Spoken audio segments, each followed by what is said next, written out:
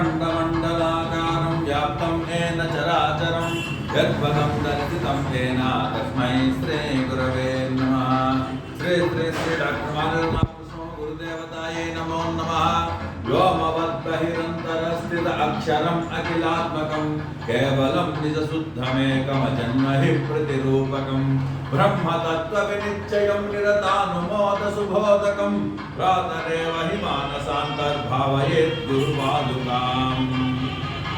గురు జగత్తులో గురువు, దేవత, అగ్ని ఈ మూడింటినే శ్రీ విద్య అంటాం.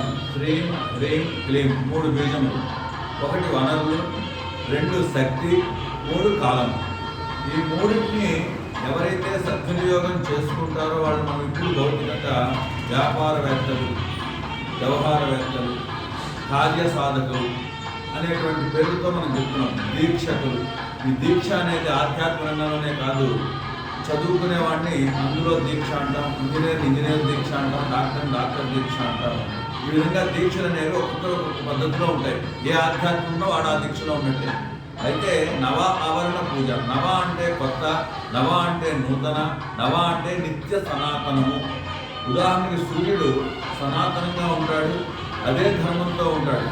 ఉప్పు సనాతనమైనదే, దాని లక్షణం కానీ ధర్మం కానీ మారదు. అలాగే దేవత యొక్క బీజములు మారవు. ఈ మూడు బీజాలే అన్ని దేవతా రూపాల్లోనే కనిపిస్తూ ఉంటాయి. ఇది నవావరణం. ఈ నవావరణంలో ఏం జరుగుతుందంటే ఆ రూపము మానసికంగా మారదు, ఆ బీజముల యొక్క శక్తి అని తగ్గదు, రూపాంతరం చెందుతుంది. ఉదాహరణకి నీళ్ళలో వేసిన ఉప్పు కనిపించకపోవచ్చు కానీ దాని యొక్క లక్షణాలన్నీ మారిపోతాయి. ఆ విధంగా రోజు నవావరణ చేయడం వల్ల, మంత్రబీజాలు చేయడం వల్ల ప్రస్తుతానికి ఏం కనిపించకపోవచ్చు భౌతికంగా కానీ అంతర్లీనంగా జరుగుతుంది. ఇదే లలితా రహస్యనామంలో చెప్తుంది. అంతర్ముఖ సుదుర్లభ అని చెప్తున్నారు. అంతర్ముఖంగా అన్నీ కూడా మారిపోతుంటాయి, భౌతికంగా ఏమీ జరగదు. అటువంటి ఆధ్యాత్మిక విశిష్టి కలిగిన బాలాత్మ వారి యొక్క పీఠంలో బాల అంటేనే స్త్రీ విద్యకి మూలం, బిందు రూపం. ఆ బిందు స్థితి ఎక్కడ ఉంటుందో అక్కడ బాల అని చెప్తాం. బా నుంచి లా వరకు ఉన్న అక్షరముల యొక్క సముదాయము బాల. బాలాత్మక సుందరికి రహస్యం. దత్తాత్రేయుల వారు, జగద్గురు అందరూ కూడా బాల ఉపాసన చేసుకుంటూ వాడు. అలాగే అమ్మవారి యొక్క పీఠంలో అన్నప్రసాదం విశిష్టత ఏంటంటే లలిత యొక్క ఫలశ్రుతి అనేది చదివేది కాదు. ఫలశ్రుతి అనేది ప్రాక్టికల్గా చేసేటువంటి విద్యను చెప్తున్నాడు వాడు. అక్కడ ఏం చెప్తున్నాడు? దుర్భిక్షయ ప్రతిదినం కోటి బ్రాహ్మణ భోజనం అంటాడు. ఇక్కడ బ్రాహ్మణ అనేదానికి రెండు పదాలుగా తీసుకుంటుంది అమ్మవారు.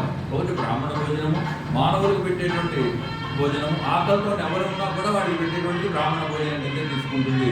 అబ్రహ్మకైదండి వర్ణాశ్రమ విధాయిని, అది కూడా చేయలేనప్పుడు కనీసం చీమలకి దోమలకైనా సరే చేతిలోంచి వితరణ జరగాలి. ఎన్ని ధాన్యం గింజలు మనం భూమిలోకి విసిరితే అది అంత ఎక్కువగా పంట వస్తుంది. అందుకు దానము అనేటువంటిది లేకుండా ఏ సాధన కూడా విజయం సాధించదు. చివరికి భౌతిక విద్యల్లో కూడా అక్కడ ఫీజులు ఎంత ఎక్కువ కడితే అంత పెద్ద కాలేజీ, అంత పెద్ద గొప్పగా చదువులు వస్తూ ఉంటాయి.